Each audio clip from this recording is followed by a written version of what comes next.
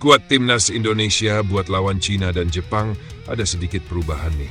Setelah para pemain dan staf berkumpul di TC Bali sebelum duel lawan Cina dan Jepang, total ada 32 pemain yang dipanggil sama pelatih Patrick Kluivert. Tapi sayangnya ada satu pemain yang harus absen. Septian Bagaskara, striker Dewa United, gak bisa gabung gara-gara cedera. Sebagai pengganti, Kluivert manggil Beckham Putra. Jadi akhirnya Persib punya wakil juga di timnas. Sebenarnya bukan tambahan pemain sih. Cuma karena Septian cedera, saya cari pengganti. Dan saya pilih pemain dari tim juara Persib Bandung, Beckham Putra. Saya senang dia bisa gabung, kata Kluivert. Sedikit soal Beckham nih. Musim ini dia tampil cukup oke bareng Persib. Main 29 kali, nyumbang 6 gol dan 3 assist di Liga 1 musim ini. Masih muda juga, baru 23 tahun. Dari Sabang sampai Merauke, kita bersatu, satu tujuan. Halo Sobat Bola Senusantara, selamat datang di channel Tim Senior. Semoga kalian semua sehat-sehat selalu. Seperti biasa, berikut update timnas terbaru dan semoga kalian dalam keadaan fit dan siap menyambut pertandingan penting timnas di Jakarta. Kita masih bahas soal persiapan timnas Indonesia yang bakal menjamu Tiongkok tanggal 5 Juni nanti di Gelora Bung Karno. Pertandingan krusial ya, karena jadi penentu langkah selanjutnya Garuda di kualifikasi. Pemusatan latihan di Bali jadi momen penting buat pelatih timnas Indonesia, Patrick Kluivert, untuk ngerapihin semua PR sebelum laga berat lawan Tiongkok. Disinilah semua puzzle mulai disusun satu-satu dan bukan soal teknik di lapangan, tapi juga bagaimana bikin para pemain benar-benar jadi satu tim yang solid, kompak, dan siap tempur. Salah satu fokus utamanya jelas soal kondisi fisik pemain. Banyak dari mereka yang udah kelar kompetisi, kayak Ole Romeni dan Ivar Jenner yang liganya di Eropa udah selesai. Kalau kondisi ini nggak dijaga, bisa bahaya juga pas main nanti. Fitness pemain bisa drop, dan itu bisa bikin performa mereka jauh dari kata optimal.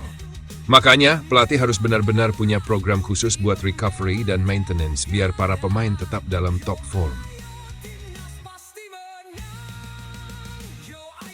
Selain itu, ada yang gak kalah penting, chemistry. Di pertandingan sebelumnya, terutama waktu lawan Australia, kelihatan banget kalau waktu adaptasi yang sempit bikin tim kesulitan nyatu. Cuma sehari 2 hari kumpul, langsung main. Nah, di Bali ini, mereka punya sekitar 10 hari bareng-bareng. Gak cuma latihan, tapi juga nongkrong bareng, ngobrol, bahkan bisa saling bercanda di luar lapangan. Kedekatan kayak gitu yang bikin tim lebih kuat secara emosional. Karena meskipun banyak dari mereka punya latar belakang Belanda, faktanya mereka datang dari liga dan budaya sepak bola yang beda-beda.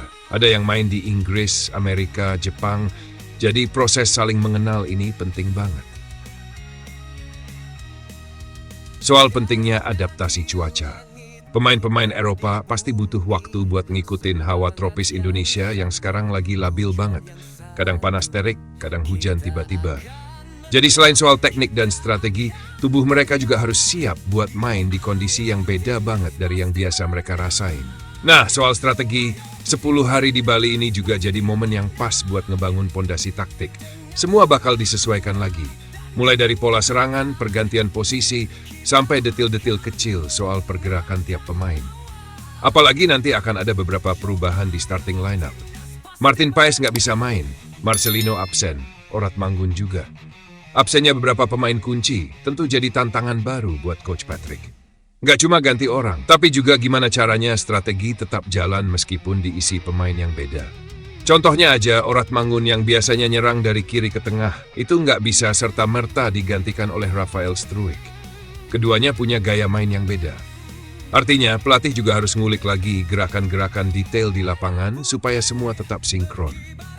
Dari situ kelihatan kenapa TC ini penting banget dilakukan lebih awal. Supaya pelatih punya waktu buat uji coba taktik baru, sambil lihat kombinasi mana yang paling cocok di tengah absennya beberapa pilar utama. Ini juga jadi kesempatan buat pemain lain nunjukin diri dan mungkin aja jadi starter di pertandingan nanti.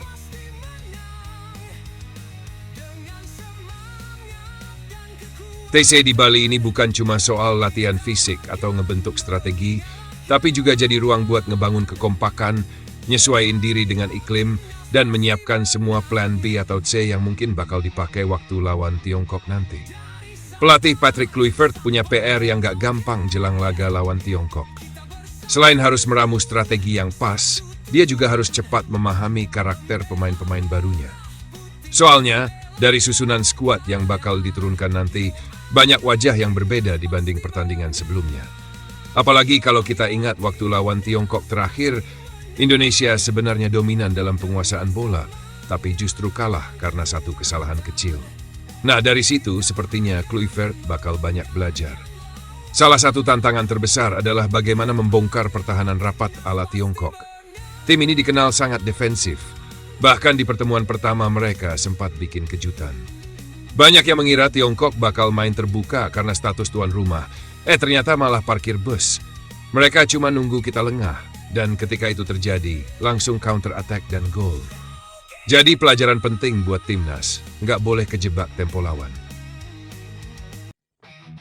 Nah, tantangan makin rumit karena ada perubahan pemain.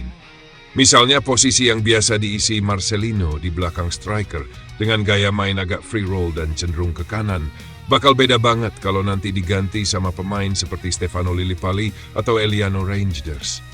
Tapi ada juga Beckham Putra yang dipanggil. Ini pemain tipikal mirip-mirip Marcel. Karakter mereka beda, gaya mainnya juga beda.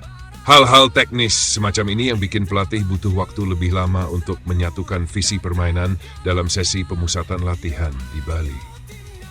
Di titik ini, fleksibilitas strategi jadi kunci. Lawan yang dihadapi berbeda, pemain yang diturunkan juga nggak sama, jadi ya wajar kalau pendekatan juga harus disesuaikan. Nggak bisa ngotot pakai pola yang itu-itu aja. Meskipun formasi dasar 4-3-3 ala Belanda masih jadi andalan, dengan sayap-sayap yang agresif menusuk ke dalam. Tapi pelatih tetap harus adaptif. Bisa jadi nanti formasinya diubah menyesuaikan kekuatan lawan atau kondisi pemain. Tentu kita juga nggak bisa mengandalkan satu rencana aja. Cina itu lawan yang unpredictable. Bisa jadi mereka main bertahan lagi kayak sebelumnya, bisa juga malah tampil lebih ofensif demi hasil maksimal.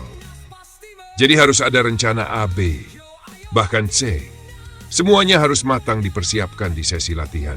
Nggak bisa berharap Dewi Fortuna aja, harus benar-benar disiapkan segala kemungkinan. Yang jelas, pasti staf pelatih udah memperhitungkan segala sesuatunya.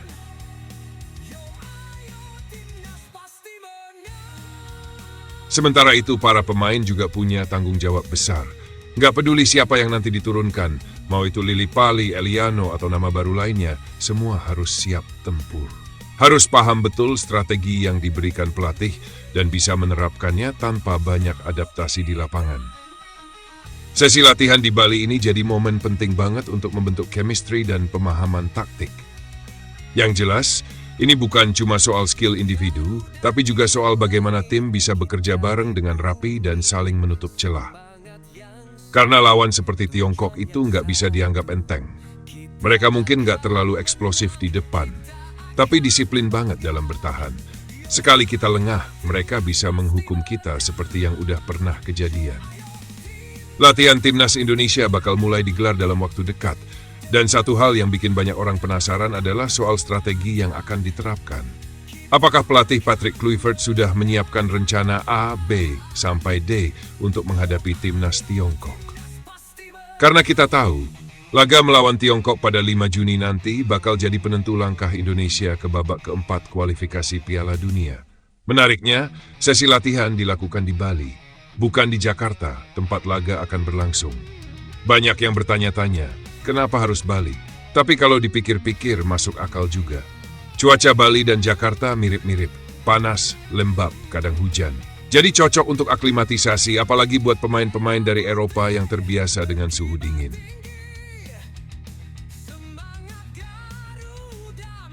Di sisi lain, suasana Bali yang lebih tenang bisa membantu pemain lebih rileks, sekaligus membangun chemistry dengan pelatih dan sesama pemain. Nah, bicara soal strategi, Coach Patrick dan jajaran pelatihnya kabarnya sudah menyiapkan berbagai skenario jauh-jauh hari. Bahkan kemungkinan sejak pertandingan terakhir lawan Bahrain, mereka sudah mulai menyusun rencana. Mulai dari siapa saja pemain yang bakal dipanggil, sampai formasi-formasi alternatif yang bisa diterapkan sesuai situasi pertandingan. Gak cuma A dan B, mungkin sampai C, D, bahkan E dan F pun sudah mereka pikirin. Salah satu hal penting dari pemusatan latihan ini adalah menyamakan level kebugaran antar pemain. Soalnya pemain datang dari berbagai kompetisi yang intensitasnya beda-beda. Ada yang dari Liga 1, ada yang dari Eropa. Ini perlu diseimbangkan supaya saat masuk ke pertandingan nanti, semua pemain bisa tampil maksimal. Dari sisi lawan, Tiongkok bukan tim yang bisa diremehkan. Mereka dikenal dengan permainan direct dan fisik yang kuat. Di leg pertama kemarin, Indonesia sempat kecolongan 2 gol karena serangan balik cepat dari sayap kiri dan kanan. Waktu itu, Tiongkok main bertahan dan memanfaatkan counter attack dengan sangat efektif. Jadi sekarang, timnas harus lebih waspada. Pelatih harus mendetailkan dalam latihan siapa yang bakal jaga 2 sayap itu dan bagaimana cara mengantisipasinya.